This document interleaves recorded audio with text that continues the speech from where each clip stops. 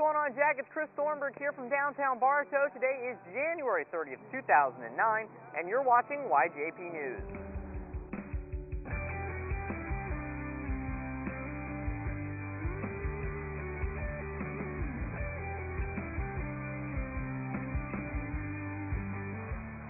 Good morning, guys, and welcome to historic downtown Bartow, home to such places as Palace Pizza, the Old Courthouse Museum, and, of course, Main Street. Right now, we're in the middle of Fort Blount Park, which was erected in 2002 in honor of the establishment, which was, well, Bartow, founded in 1853. Now, guys, there are a lot of interesting places to eat here in downtown Bartow, from the Cookie Jar to the Bedrock Cafe.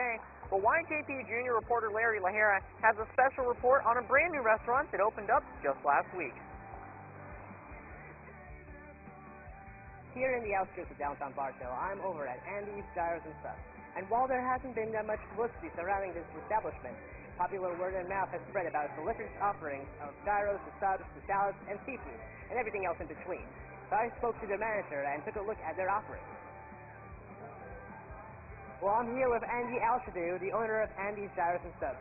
So tell me, Andy, what is your inspiration for opening up this restaurant in downtown Bartow? I just thought about we need some new place for Bartow. There's nothing like this in Bartow. And I was thinking it's going to work, and it finally did. Do you have any other businesses around the area? I just own a beauty supply business right next to Publix. That's about it. And this Andy's Gyros and Subs is going to go all over Polk County pretty soon, probably within 6 to 8 months. It's going to go to Winter Haven, Lake Wells, Haines City, all over basically, Lakeland. Yep. Why do you think your menu is so popular with your customers? Well, we got all kind of food. That's one, which is we got Italian, Greek, American, all kind of food, all types we have. And second thing, the chef I have, he's been a chef for 20 years. He worked all over Tampa Bay for Greek, for all kind of restaurants. That's why. I mean, you come in, you can get any kind of food you want. We have it all in the menu. Well, this has been on my mind for quite a while. Tell me, Andy, what exactly is a gyro? Gyro is that meat. It's fresh. And it's lamb and beef. It's mixed together and it's fresh. It's not frozen, nothing, and it tastes really good the way we do it. Well, that was Andy Alshadu. Thank you so much for this interview. Thank you very much. As you can see, Chris, the food here is really great, and the service is top-notch as well. Now, Larry, other than sandwiches, what else does Andy's have to offer? Well, as you see on the piece, Chris, they have everything for the stomach could desire, from gyros to burgers to fries, anything you can think of, man. All right, Larry. Thank you very much. Pick me up a gyro and a Coke, and we'll talk to you later. All right, Chris, will do. All right, thanks, Larry. Now, Jack, it's time to check in on what's going on around the sporting world of Bartow High School. That's right, it's time to go in the bleachers. The boys' basketball team is continuing their string of dominance after a huge district win last week over the Haines City Hornets.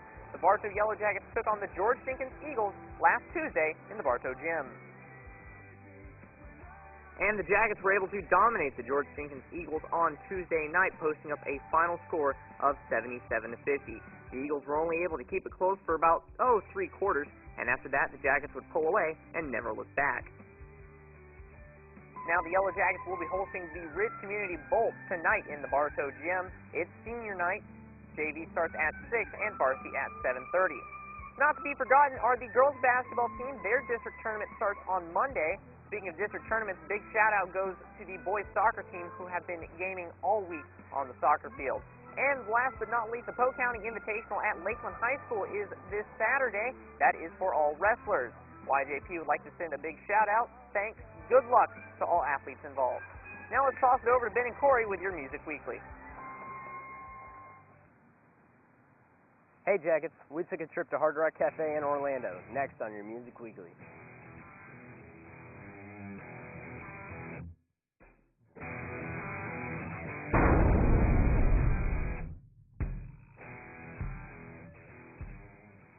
Good morning, Jackets. I'm Corey Lee. And I'm Ben Walworth.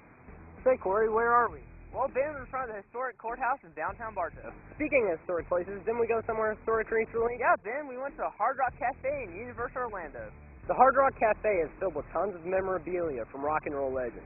It's also known for its live performances and rockin' food. But Corey, the food isn't the only thing interesting about the Hard Rock Cafe. They also have a long and interesting history. It all started with Eric Clapton.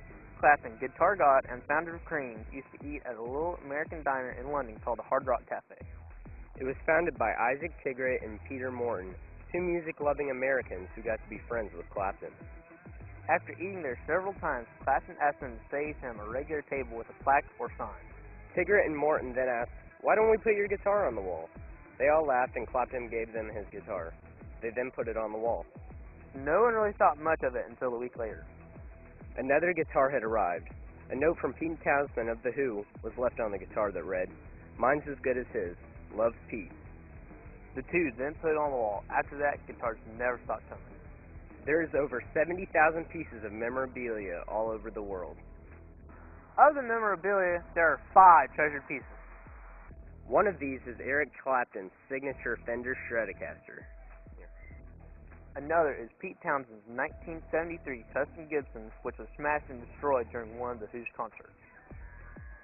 Next is Noel Redding's Red Gibson, which he played in many shows with Jimi Hendrix. Another piece of memorabilia is Keith Richards of Rolling Stone's Little Queenie guitar. Last is a jacket owned by the late James Brown, which he wore during several performances at the Apollo Theater. All these pieces can be viewed inside the Hard Rock Cafe. Well, Corey, how many Hard Rock Cafes are there? Well, Ben, there's 138 all over the world. All over the world? All over the world.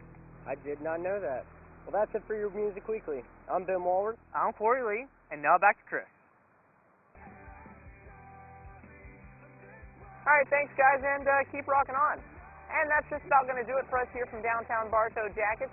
For YJP News, I am Chris Thornburg. We'll see you back in the studio on Monday. Later, guys.